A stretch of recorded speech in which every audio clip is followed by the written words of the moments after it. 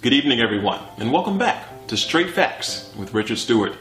I'm Richard Stewart, and tonight we have a man who shocked the world last week as he became the first ever blind commercial airline pilot, quickly sparking international interest and becoming sort of a pioneer in a career field that was formerly believed to be beyond the limits of people with this disability. Mr. Warner, great to have you on the show. You look great. Thanks, Richard. You too. Thank you very much. So Scott, can I call you Scott? Of course. Scott, over the past week, you have shaken the world as the first blind pilot ever, which is something that everyone, including me, thought was impossible. And I've got to ask you, how do you do it? Well, you know how planes are these days. They can basically fly themselves. I guess that's true. But seriously, Scott, what possessed you to become a pilot? Well, the fact is, all my life people have been telling me what I can't do because I'm blind. You know, they say I can't have a favorite color, or I can't drive a car, or I can't watch porn. So I've been proving them wrong. How'd you do that? Well, my favorite color is red.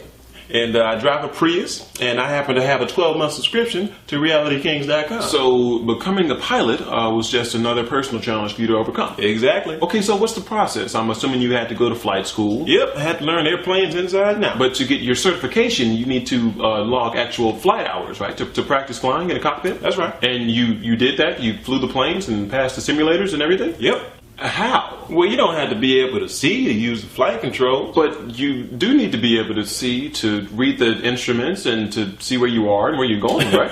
Not for me, no. So how do you know where you are when you're in the plane? I don't.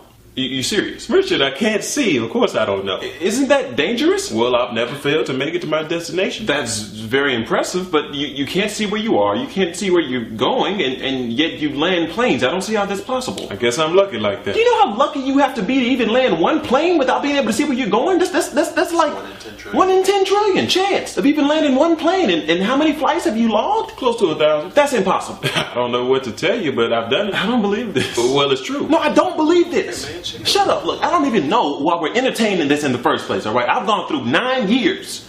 9 years of hard-hitting journalism. I am not going to sit here and let this man lie to me. But he's blind. I am blind. He is not blind. No, they proved it with like doctors. It was a documentary last week on NBC. How many fingers am I holding up? What are you trying to do? How many fingers am I holding up? 2. He can see. I knew it. Actually, statistically, whenever people say how many fingers am I holding up, they usually hold up 2 fingers first. That's true. People actually ask me that all the time. You know what? I'm done. I'm done. Turn the camera off. I'm done. Everybody go home. Wait, really? Yes, really. Everybody go home. Hey, Richard, one more thing. What? I like your shirt. You mother...